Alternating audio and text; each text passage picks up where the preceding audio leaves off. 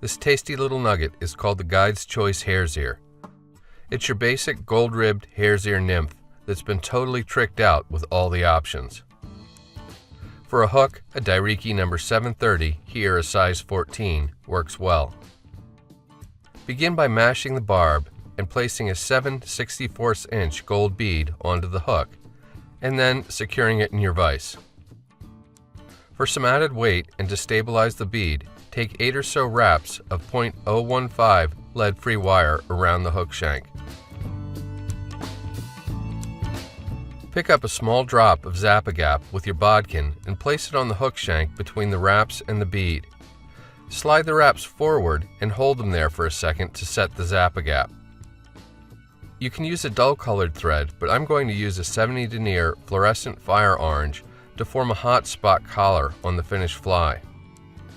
Start your thread on the hook shank and take wraps rearward before breaking or snipping off the tag. You can then take wraps forward to behind the bead to further stabilize and coat the weight. For the tail of the fly, I like to use the long, fluffy hair from the top of a hare's mask. While holding on to the tips, snip a small clump free and then strip out the underfur. I prefer to keep the tail on a hare's ear short, about the same length as the hook gap.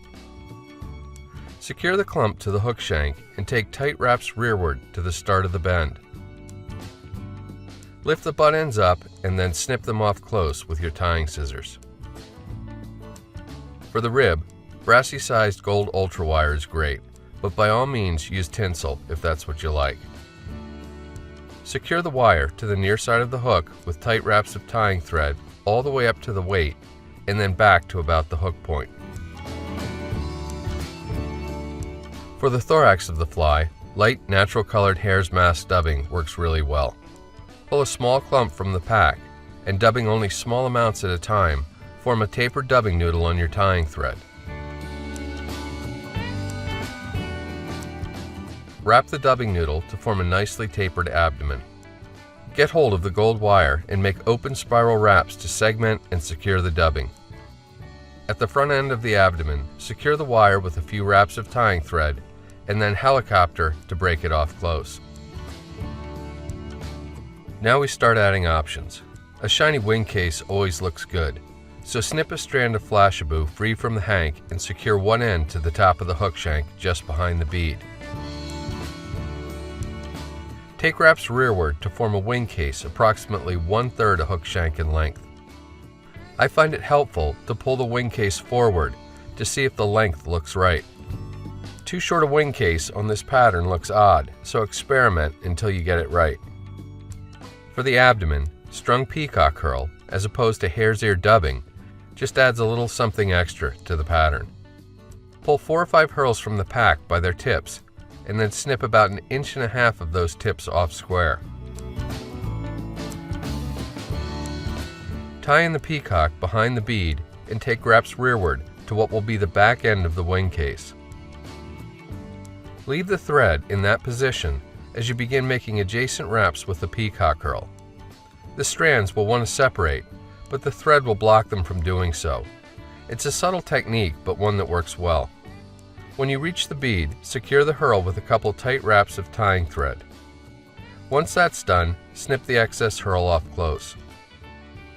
Get hold of the Flashabou and pull it forward over top of the bead and take wraps of tying thread to hold it down and form the wing case. Make sure the wing case ends up directly on top of the hook. To ensure the Flashabou doesn't slip free, fold it rearward and take a couple of wraps of thread to keep it folded back.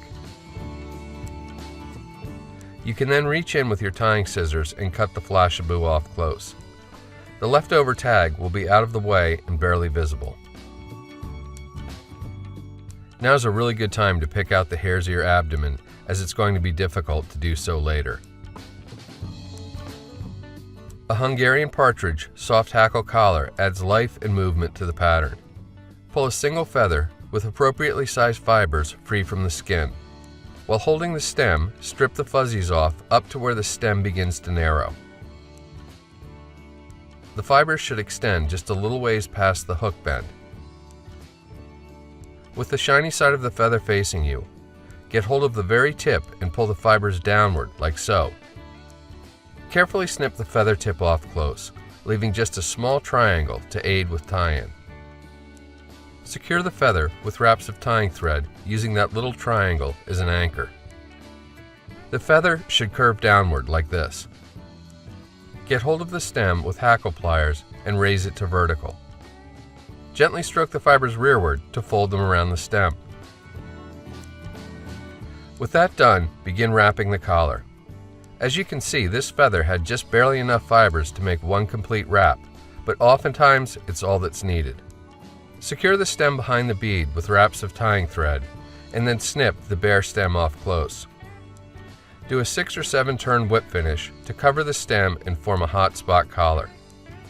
You can then snip or cut your tying thread free. This pattern all but requires a good drop of head cement on the exposed thread wraps for durability. And that's a fully loaded Guide's Choice hare's ear. Try drifting them, swinging them, or stripping them. It all works.